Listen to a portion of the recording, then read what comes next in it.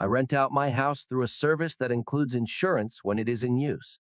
The insurance does not cover when I lend my house out to friends and family since they are not paying. I have regular homeowners insurance for that. My brother was using my house with his family just after New Year's.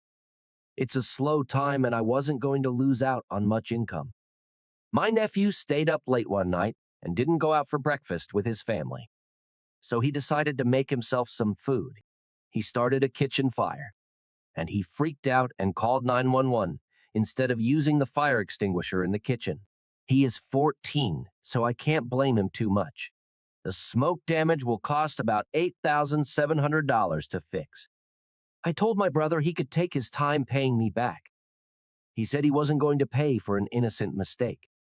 I needed the house in order, so I just fixed everything.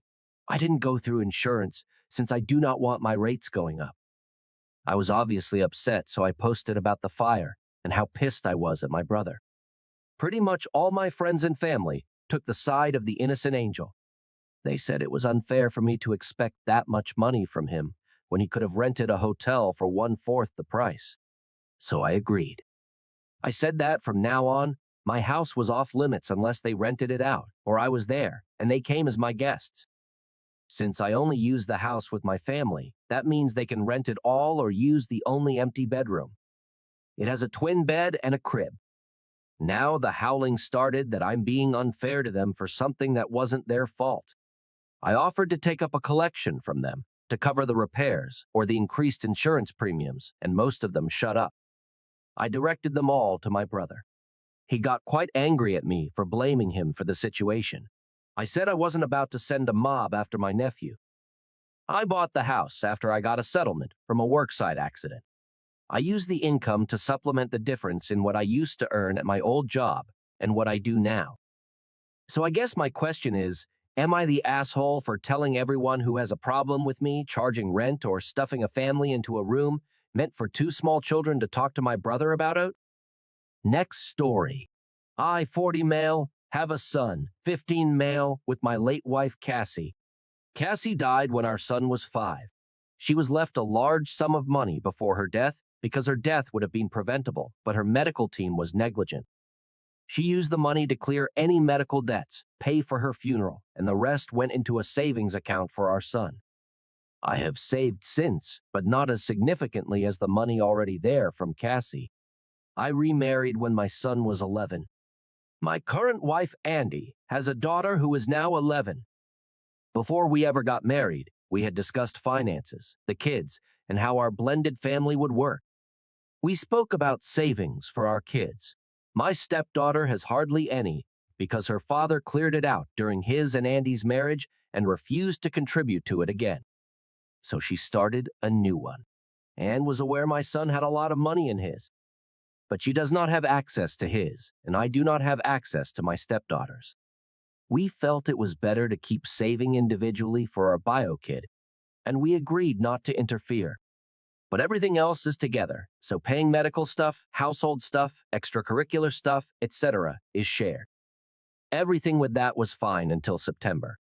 The brief description is that my stepdaughter was born with some medical problems. These problems require daily meds and surgery on occasion. In September, my stepdaughter had a surgery that went badly and created more problems. Andy found my stepdaughter a new doctor. This new doctor discovered a further complication, which required a new and costly medication in the short term and a big surgery to correct.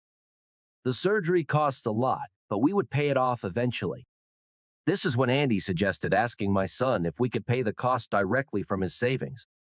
I told her no. She told me if I explain that it needs to happen and he will still have plenty, it won't be an issue.